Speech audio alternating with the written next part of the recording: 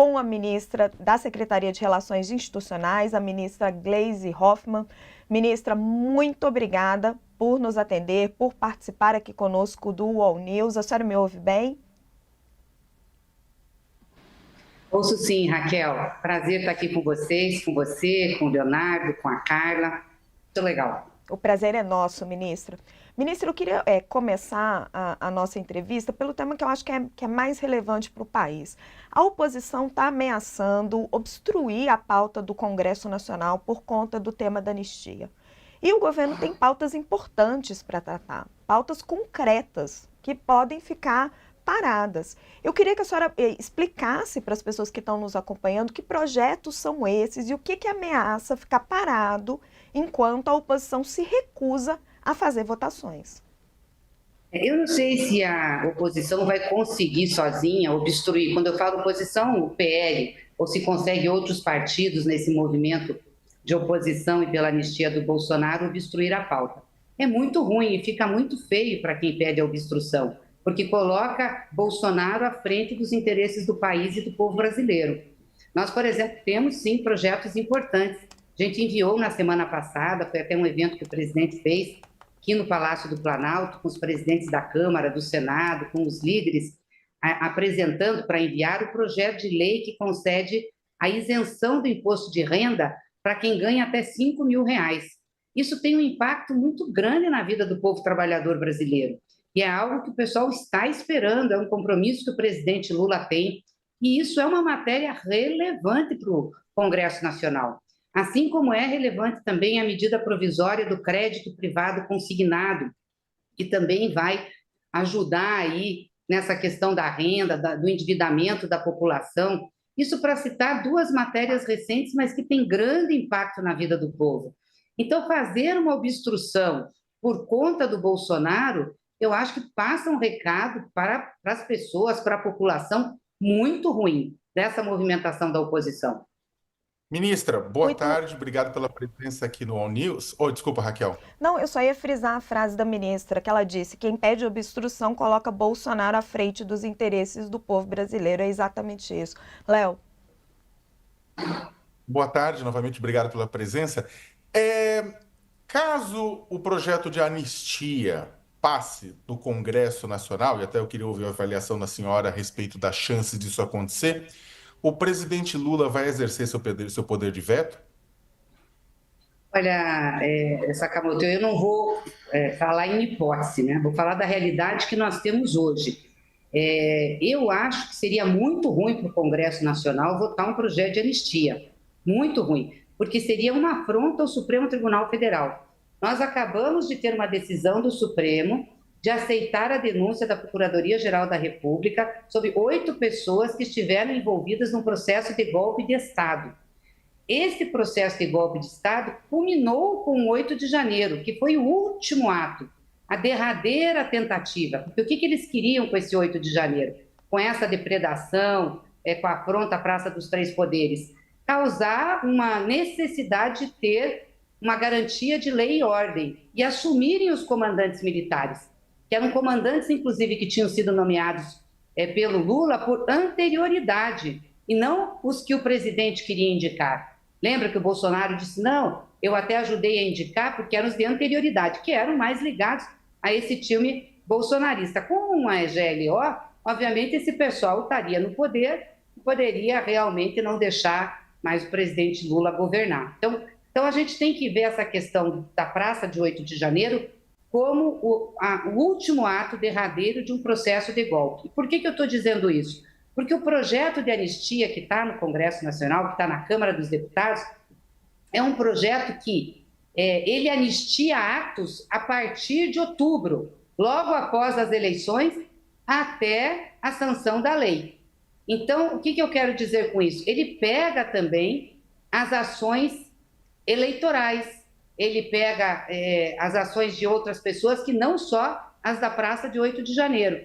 Isso está escrito aqui, olha, ele vai de qualquer lugar do território, atos praticados em qualquer lugar do território nacional, do dia 30 de outubro de 22 ao dia de entrada em vigor desta lei.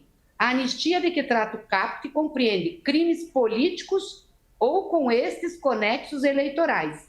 Consideram-se conexos, para efeito deste artigo, os crimes de qualquer natureza, relacionados com crimes políticos ou praticados por motivação política. Esse é um projeto que atende aos interesses também do Bolsonaro. Anistia para ele e para esses outros que foram ontem, né, antes de essa semana, tornados réus pelo Supremo Tribunal Federal. Então, a Câmara dos Deputados pautar uma matéria dessa é com certeza uma afronta ao Congresso. Eu acho que é muito ruim do ponto de vista das relações institucionais. Carla? Ministra, boa tarde. Voltando um pouquinho à questão do IR, que a senhora destacou que é realmente um projeto bastante importante para o governo, duas questões. Já está definido com quem vai ficar a relatoria, porque isso também importa, né? A gente sabe que o relator é uma figura importante nesse processo. A apuração que a gente tem é que fica talvez com o MDB ou o PP, já tem uma definição sobre o partido ou a pessoa que vai ficar com essa relatoria. E aí, já emendando nesse tema governabilidade, ainda há uma expectativa de alguns ajustes ministeriais nesse retorno do presidente Lula na viagem. A senhora tem alguma informação? Como é que está na relação institucional com o Congresso? Eles já estão satisfeitos ou eles ainda pedem mais espaço, como estavam pedindo antes? Bom, o presidente foi para o Japão acompanhado de vários líderes, né, de bancadas aí dos partidos. Então, é possível que até tenha conversado, mas ele não me falou nada sobre isso, sobre reforma.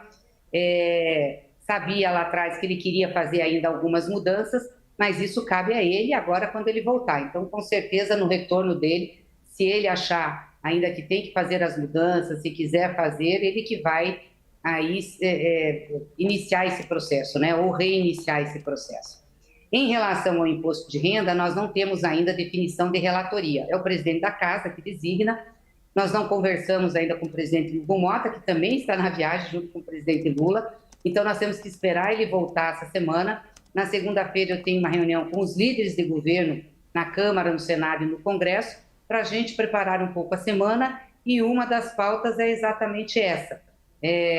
Conversar um pouco na Casa para saber como vai ser a tramitação desse projeto, como que os presidentes, os líderes estão vendo essa tramitação e quais seriam, né, os possíveis candidatos, o possível relator desse projeto, porque eu também acho que é muito importante, né? Eu acho que o relator define quase 50% do sucesso do projeto. Ministra, a senhora disse o quanto... Desculpa, Raquel, só. Teria algum problema em ser alguém do PP, por exemplo? Teria o quê? Desculpa, cortou. Algum problema para o governo ser alguém do PP? Não, nós temos uma base, que é uma base que apoia o governo, nós não temos nenhuma restrição nem veto a ninguém da base. Eu acho que é importante definir o perfil e a gente ter dessa pessoa o acordo de que o projeto fique o mais íntegro possível, né? Porque é um projeto que está muito bom, muito bem feito e que acho que faz justiça fiscal, social, tributária. Então, para nós é importante isso. Não que não mude, é óbvio, o Congresso tem legitimidade para fazer as mudanças, mas a gente gostaria que ficasse o máximo possível, né, no que foi apresentado, porque, de fato, ele vai ter um impacto muito positivo para a população. Ministra, a senhora disse o quão complicado é pautar esse projeto do anistia. Essa é uma decisão que cabe ao presidente da Câmara, Hugo Mota. Como presidente do PT, a senhora apoiou a eleição de Hugo Mota, tem uma boa relação com ele.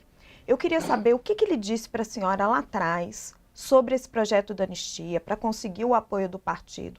E se a senhora já falou com ele, como ministra, sobre o projeto da anistia, se ele fez algum compromisso com a senhora sobre pautar ou não essa matéria. Não, como ministra, eu não falei com ele. Quando eu estava lá na Câmara, como presidente do PT, que acompanhei as negociações, ele sempre teve o compromisso de não pautar projetos que não fossem, que não tivessem consenso no colégio de líderes, que os líderes todos apoiassem. Ele sempre se pautou por isso. Ou então que o projeto tivesse uma maioria muito expressiva no colégio de líderes, né? E essa matéria da anistia é uma matéria que a gente sempre viu dividir muito, né? Não era, nunca foi uma matéria de convergência. Então, quer dizer, a oposição teria que construir uma grande maioria para poder, eu acho que nessa regra que eu entendi do presidente Hugo Mota, enfim, conseguir vencer essa batalha, ter sucesso. Ministra, quando a senhora foi nomeada para o cargo, né, da Secretaria de Relações Institucionais, eu ouvi de uma pessoa do Palácio do Planalto que está chegando a terceira margem do rio aqui. Que ele estava se referindo. O quê? Desculpa. Chegando a terceira margem do rio aqui. Porque todo mundo falava que tinha duas margens, né, o rio do governo, que tinha Rui Costa e tinha o Haddad. E ele fala, tá chegando a terceira margem do rio aqui, né, que vai, na verdade, acabar se articulando com os outros dois, e daí sai o governo. Né? E aí eu queria fazer uma pergunta nesse sentido provocadora para a senhora. De 0 a 10, qual que é o apoio que a senhora dá? Como é que a senhora avalia o seu compromisso com a política econômica conduzida pelo ministro Haddad? Nesse negócio do rio, meu papel está muito mais para a água, entendeu? Para acalmar, para trazer, para unificar, para dar sentido às margens. Olha, eu tive já divergências com o ministro Haddad, vocês sabem, foi pela questão do arcabouço, da política fiscal, mas isso foi aprovado, passou, virou a página, nós seguimos e eu disse na minha posse que eu vim aqui para ajudar e para somar, e que eu estava sendo nomeada para ser ministra da Articulação Política. Portanto, a condução da área econômica é a condução do ministro Haddad e que eu vou fazer todo o possível para ajudar que as matérias definidas pelo Ministério da Economia, da Fazenda, tenham sucesso no Congresso Nacional. É óbvio que são matérias que vão ser discutidas internamente e, obviamente, se eu for chamada a opinar sobre essas matérias e conteúdos, darei essa opinião. Mas eu acho que nós estamos num momento em que nós temos matérias muito positivas da área de economia. Eu citei duas aqui que são grandes e importantes para nós no Congresso. A isenção do imposto de renda de quem ganha até R$ 5.000 e os empréstimos consignados, né? E ainda teremos outras matérias importantes na área de microeconomia. Então, eu vim realmente para ajudar e estou apoiando. Acho que a gente tem tudo para ter bons resultados, já temos bons resultados na economia. A nossa economia está crescendo mais do que a previsão do mercado, a renda está crescendo, nós estamos gerando mais empregos, tem crédito, ou seja, os indicadores econômicos estão muito bons. Né? A gente está com mau humor nessa questão do preço dos alimentos, que de fato é algo que sai um pouco, né, desses indicadores, porque mesmo a inflação, no geral, ela não está estourada, imensamente estourada, ela está um pouco acima da meta, da banda da meta, né? Então, essa questão dos alimentos, que tem coisas que também não estão na nossa governabilidade, como a crise climática, teve a especulação com o dólar, isso tudo influencia, mas eu acho que logo volta a questão normal, a gente vai ter uma safra boa, vai ter uma produção agrícola boa, tenho certeza que a gente recupera isso. Então, o meu papel aqui é realmente facilitar, ajudar, e eu acho que a gente precisa de um governo muito unido, muito fortalecido para enfrentar os nossos desafios e principalmente enfrentar essa extrema-direita. Ministra, a senhora foi alvo... Só um minutinho, Carla, posso? Ministra, a senhora foi alvo de um ataque vil do deputado Gustavo Gayer. Me solidarizo com a senhora, acho que todos nós aqui, posso falar pelos colegas. A senhora entrou com uma queixa-crime contra ele no STF e o senador Davi Alcolumbre, presidente do Senado, tinha prometido entrar com processo contra ele no Comitê de Ética da Câmara dos Deputados, mas não o fez. E eu queria saber como é que a senhora vê isso, de ninguém ter pedido a cassação do mandato dele no Congresso Nacional. Nós pedimos, o PT entrou, né? Nós não, o PT entrou, agora eu estou em governo, né? Não posso dizer nós, às vezes eu me confundo, estou lá com o PT. O PT entrou com uma representação na Comissão de Ética da Câmara, pedindo, sim, a punição do deputado. É muito grave o que ele fez ali. Ele já é um deputado muito desqualificado. Já teve outras situações em que ele também falou besteira, foi odioso, enfim, o jeito dele de conquistar redes e internet, né? Mas ele foi muito desqualificado, muito ruim. Acho que nós não podemos deixar passar isso. A disputa política não pode permitir esse tipo de coisa. Não pode permitir esse tipo de coisa. Então, eu espero que tanto no processo que nós entramos na Justiça, né, junto à Procuradoria, o Ministério Público, como na Comissão de Ética, tenham resultados e eles possa ser pedagogicamente punido. E como que a senhora percebe o Alcolumbre? E como que a senhora percebe, só um minutinho, Carla, como que a senhora percebe o Alcolumbre ter segurado o pedido que ele tinha prometido? Porque eu fiquei pedindo e cobrando e ele segurou, ele não entrou, ele disse de pública voz que ia entrar e não o fez. Ele também tinha sido ofendido e como presidente do Senado ele teria um peso importante. Quem entra na Comissão de Ética é o partido, né? Não é a pessoa. Então, União Brasil teria que entrar. Não sei, eu não falei com o presidente Alcolumbre, não sei o que aconteceu, se o União Brasil não quis entrar, se ele segurou, mas vou até perguntar para ele, para saber. Ministra, voltando também a um desafio e lembrando da sua posse, ela acabou ficando marcada também por uma declaração do presidente Lula, que depois a senhora relativizou. Mas nós, mulheres, sabemos que no ambiente de trabalho o machismo é presente, né? A gente enfrenta esse desafio, é uma luta realmente que nós temos pela frente aí. Eu queria saber como é que a senhora se sente como uma das poucas mulheres no governo nessa luta e também se a senhora faz uma análise de que o presidente Lula não é machista em nenhum momento, não tem nenhum pensamento que precisa, digamos assim, evoluir nesse sentido. Olha, Carla, para mim, gestos valem mais do que palavras nisso tudo. O presidente Lula tem um histórico, um comprometimento muito grande com a luta das mulheres. Ele foi... Deu problema aqui. Veja o horário para mim, por favor, para você sair. A gente tá te ouvindo, ministra. Eu estou ouvindo Deu problema? super bem, ministra. Não, a gente está te ouvindo. Tô ouvindo, não perdemos Tem um nada. problema aqui. Me escutou. Então, ele tem um histórico de compromisso. Veja, foi ele que mais nomeou ministras mulheres. Hoje, no governo dele, Banco do Brasil é presidido por mulher. Petrobras, que é a nossa maior empresa, é presidida por mulher. Ele nomeou o maior número de ministras. Tinha nomeado também a presidenta da Caixa. Eu estou nomeada aqui num posto que poderia dizer assim, é quase que eminentemente masculino de articulação política, né? Eu só tive uma antecessora nesse posto que foi a Ideli Salvati, quando eu fui ministra da Casa Civil com a presidenta Dilma. Então, assim, ele tem esse histórico, o número de ministras para os tribunais, agora no Tribunal Militar também, a segunda mulher, ele já tinha nomeado a primeira, foi a segunda mulher que nomeou. Então, esse histórico o presidente Lula tem. E quando ele falou aquilo, eu estava do lado dele, eu senti que ele poderia ter posto um outro adjetivo, qualificada, competente, eu acho que veio aquilo na boca dele, mas não era uma coisa depressiva, entendeu? Era uma coisa no sentido de tentar elogiar. Eu sei que muitas mulheres ficaram chateadas, acharam que não podia ser esse, mas assim, eu vou te contar, eu não vi tanta gente chateada com o Bolsonaro quando ele chamou as petistas de feias, de incomíveis. Foi isso que o Bolsonaro falou. E eu não senti tanta reação.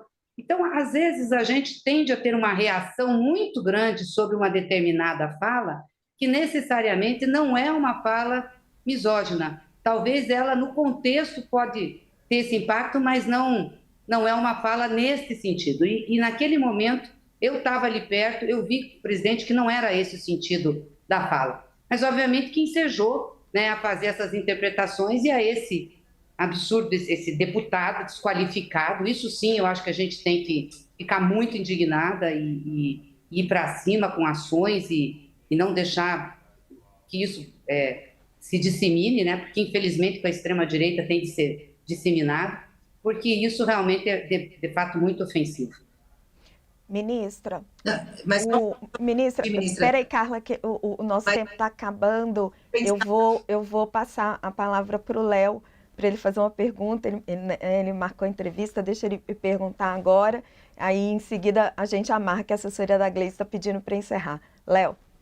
Não, ministra, na verdade eu ia fazer só para a gente encerrar, eu queria que a senhora avaliasse um pouco a questão da popularidade do presidente Lula. Eu sei que a senhora falou de inflação, Desculpa, ficou baixinho. Ah, tá. Eu queria que a senhora avaliasse a questão da popularidade do presidente Lula. Eu sei que a senhora falou da inflação, de que deve ter resultados, que isso causa impacto na questão do custo de vida, né? Agora, na sua avaliação, essa queda de popularidade que ele passou nos últimos tempos já foi estancada e daqui para cima melhora? Ou ainda precisa ser feito algo, ou precisa de mais tempo para estancar essa queda de popularidade? A pesquisa é um retrato, né, de momento, Sakamoto. E a gente realmente passou por momentos difíceis aí do final do ano para cá. Teve essa questão da especulação com o dólar, que foi muito ruim, principalmente para os preços. Isso teve impacto no preço dos alimentos. Como eu disse, nós tivemos a estiagem, então uma produção menor agrícola no país, tanto que o que puxou o crescimento da economia em 24 não foi a área da agricultura, como está sendo prevista para agora, foi uma parte da indústria. Isso também é muito importante para o Brasil. Então, esses fatores todos pesaram. Uma exportação grande, né, de alimentos. Aliás, o agronegócio tem exportado muito, o presidente Lula tem aberto mercados, foi agora para o Japão, teve na Ásia, mas isso também tem um impacto aqui, porque só carne, por exemplo, aumentou a exportação em 30%. Então, é mercadoria que não circula aqui. Então, essa questão do preço dos alimentos realmente teve um impacto ruim, negativo aí com a população, e a gente entende plenamente porque a comida, né, é essencial, mas eu acho que passa. Aí tivemos aquela questão do PIX, né, que aí a oposição trabalhou muito com fake news, trabalhou muito também para questionar aí o governo, questionar se o governo realmente tinha palavra, se o governo era sério. Então foi uma coisa muito ruim. E isso teve uma junção, né, e criou isso e realmente deu uma queda de popularidade. Nós já estamos vendo que isso estancou, né, essa queda, não temos mais queda. Eu acho que a tendência agora é a gente ir crescendo para o regular, mas obviamente que nós só vamos conseguir fazer essa reversão com muito trabalho, né, com muita entrega para a população. E esse governo é um governo que tem muita entrega, tem muitos programas, tem muitos projetos e tem também muitos bons indicadores. Então, acho que cabe a nós, né, divulgar o que nós temos e fazer essa disputa política junto à sociedade. Ministra, eu queria ouvir a senhora, só para a gente encerrar, sobre esse caso da pichadora da Estátua da Justiça. Esse é um caso delicado porque ela está sendo acusada de um crime gravíssimo, que é golpe de Estado. Não é uma pichação de um muro, não é como querem fazer parecer. E ela está sendo utilizada por um grupo político, o grupo bolsonarista, para tentar avançar uma pauta que é anistia para o Bolsonaro. Eles não estão preocupados com ela. Por outro lado, hoje o procurador-geral pede a prisão domiciliar dela, porque é uma mãe de 2 filhos, a gente vê a imagem ali do depoimento dela, ela chorando, dizendo que está arrependida. Como lidar politicamente com um caso desse? Pois é.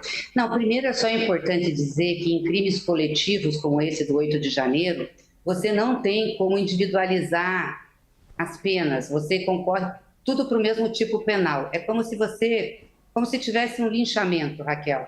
E tem uma pessoa que está filmando o linchamento, ela não está ajudando a linchar. Ela vai responder pela mesma pena, porque é muita gente, você não tem como individualizar, né, tipificar ali individual. Então, isso é um entendimento do direito penal. Né? Se a pena é alta ou não, aí também eu não li o processo, não sei, mas é óbvio que o pessoal do Bolsonaro, ele mesmo está explorando essa imagem. Agora, todo mundo que estava ali concorreu para um crime, que foi tentativa de golpe de Estado. Esse era o crime. O crime não era pichação, o crime não era só depredação, era um crime que era tentativa de golpe de Estado, né? Como é que é? Tentativa de destruir também, por violência, o Estado de Direito. Foi essa a tipificação. Então, acho que é por isso que esse entendimento de pena é um entendimento genérico. E é bom dizer também que a PGR ofereceu para as pessoas a possibilidade de fazer um acordo. Muitas fizeram. O que era o acordo? Pagar uma multa, se eu não me engano era 5 mil, depois até abriram mão do pagamento da multa, fazer um curso sobre democracia e ficar 2 anos sem postar na internet. Muitos aceitaram, outros não, porque estavam ali convictos do que estavam fazendo e queriam fazer. Então, é só para a gente deixar isso claro, porque naquela situação ali não tem ninguém inocente. As pessoas que foram ali, que viram o que viram, sabiam o que estavam acontecendo. Agora, esse entendimento da PGR pode ser um entendimento não só para ela, mas para todas as mulheres que têm filhos. Eu vi até a comentarista, esqueci o nome dela agora, antes de eu entrar, que ela disse que esse foi um entendimento, se eu não me engano, em 2019, para todo tipo de crime, não os mais graves, de que mulheres, né, com filhos poderiam cumprir prisão domiciliar. Então, pode ser uma modulação aí, uma saída.